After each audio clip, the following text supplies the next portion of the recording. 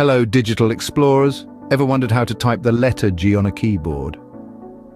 It's simpler than you think. Start by locating the home row on your keyboard. It's the middle row, where your fingers naturally rest. The letter G sits just above the left-hand home position, in between F and H.